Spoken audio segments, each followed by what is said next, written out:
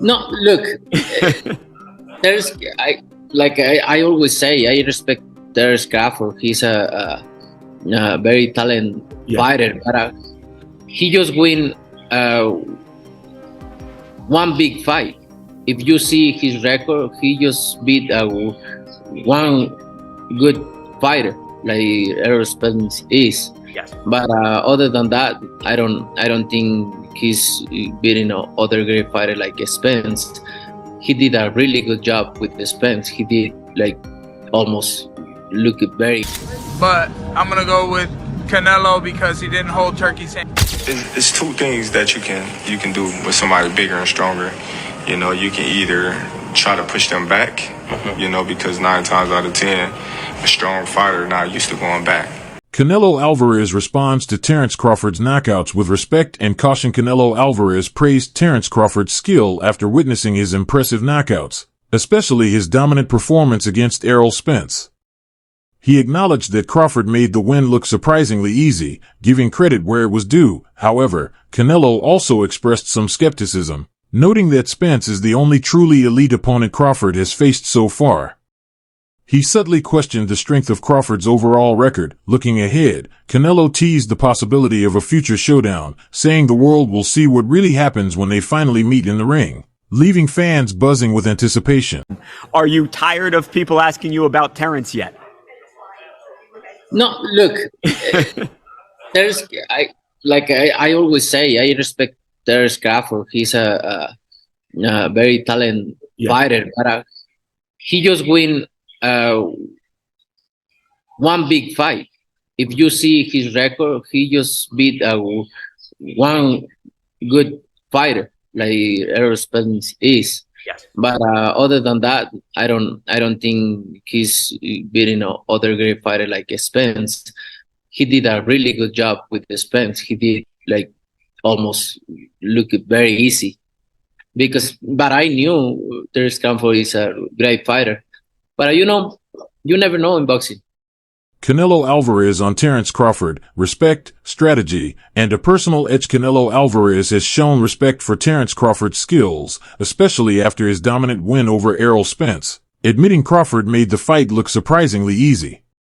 But while giving credit, Canelo didn't hold back in pointing out that Spence is the only top-tier name on Crawford's resume, raising questions about the depth of his competition. Canelo also hinted that he's already figured out Crawford's style and techniques, expressing quiet confidence in his preparation. With a knowing smile, he added that Turki Alalshik, who will be in Crawford's corner, might not enjoy the outcome on fight night, making the potential clash even more personal and intense. Fans are now left wondering, when these two finally meet, who will back up their words in the ring? Now you're going to be able to do about it come fight night. I know Turkey is in your corner, I promise you. But look, it's going to be very difficult. He's going to be so mad that day. Believe me. I see you. I see you. You see I'm different. I see you too.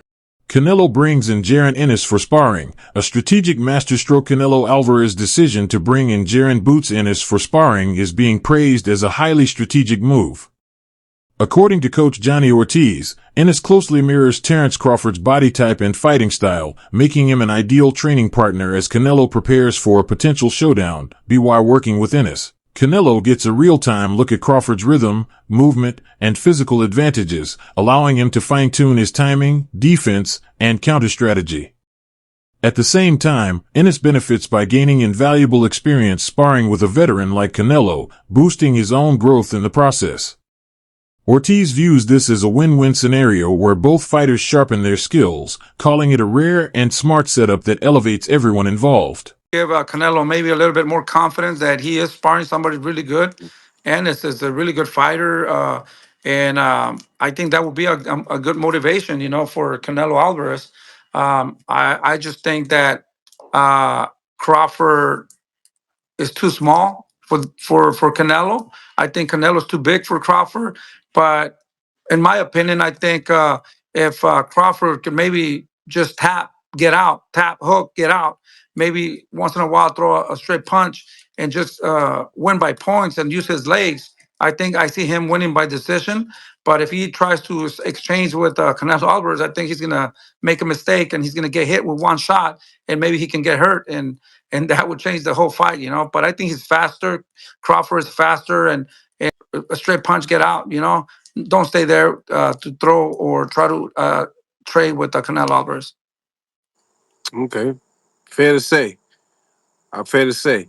Now, do you feel like when it comes down to the demeanor of making that decision of bringing him in, does it show that he's taking this camp perhaps a little bit more serious than others? I mean, what do you think about just the move per se? You know, it's very difficult to say. He's never brought anybody really good to his camp until this time. Maybe he's lacking enough confidence, or maybe he just wants to use them to trick the people. Or, I mean, it's very awkward and very funny that he brought Ennis to his camp. You know, so but at the end of the day, they know what they're doing. You know, and we got to respect that. And I think. Jose Benavidez has praised Canelo Alvarez's decision to bring in Jaron Boots Ennis as a sparring partner, calling it a smart and valuable move. According to Benavidez, Ennis closely mirrors TerenceCrawford in key areas, physique, movement, and fighting style, making him an ideal stand-in during training camp. Having a partner with such similar attributes allows Canelo to mentally and physically prepare for the type of challenge Crawford presents.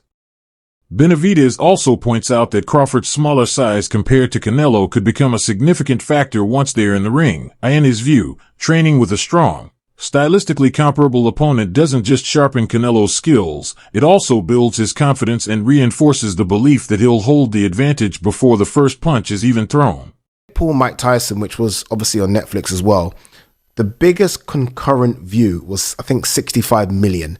So at one stage of a time, 65 million people were watching that fight, which is crazy, hence why it broke Netflix servers. I do wonder what this does. I think it does around 10 to 15, which is still an incredible number.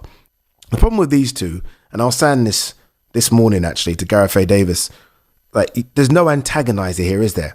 No one is willing to play the role of the bad guy, the heel, the bully. And you almost need that a little bit.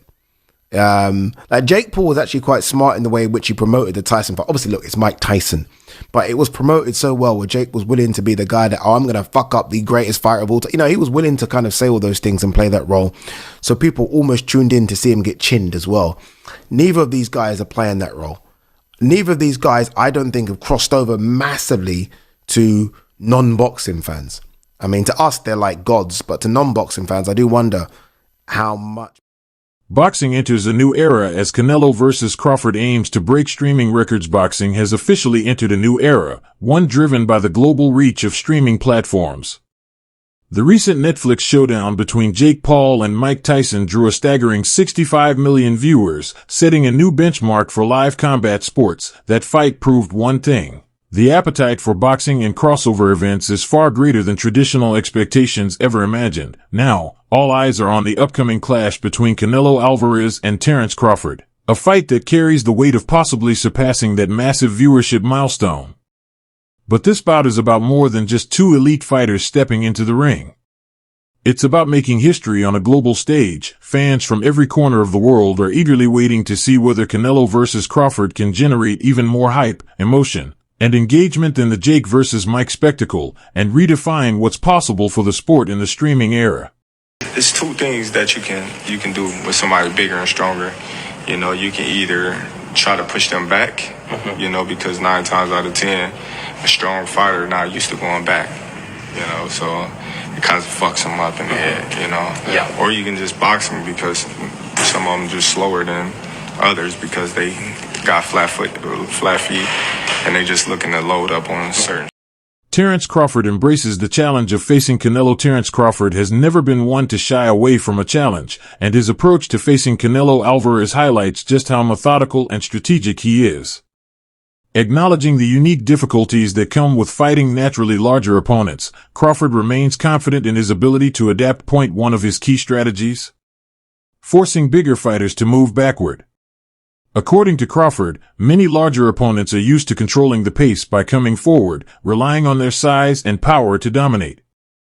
By reversing that dynamic and pushing them onto the back foot, Crawford believes he can disrupt their rhythm and take control of the fight. Now, Crawford's definitely right here. There's two ways to beat a pressure fighter like Canelo.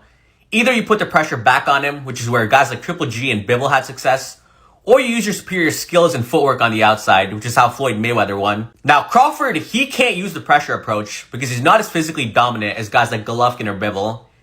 Bud is a welterweight or junior middleweight jumping up. He doesn't have the size to push Canelo back. Now, the outside boxing approach, that is definitely Crawford's best chance against Canelo. TerenceCrawford embraces the challenge of facing Canelo. TerenceCrawford has never been one to shy away from a challenge, and his approach to facing CaneloAlvarez highlights just how methodical and strategic he is. Acknowledging the unique difficulties that come with fighting naturally larger opponents, Crawford remains confident in his ability to adapt. One of his key strategies: forcing bigger fighters to move backward. Many larger opponents rely on their size and strength to control the pace going forward. Pushing them back breaks that rhythm and exposes vulnerabilities. The second strategy Crawford focuses on is draining their stamina and exploiting their tendency to become flat-footed in later rounds, a common weakness among naturally heavier fighters. His deep understanding of these tactical layers reflects his high boxing IQ. Crawford knows that toughness alone won't secure victory. It's about turning disadvantages into opportunities. His training camp has been built around these principles, sharpening both his conditioning and tactical precision as he prepares for what could be the biggest challenge of his career.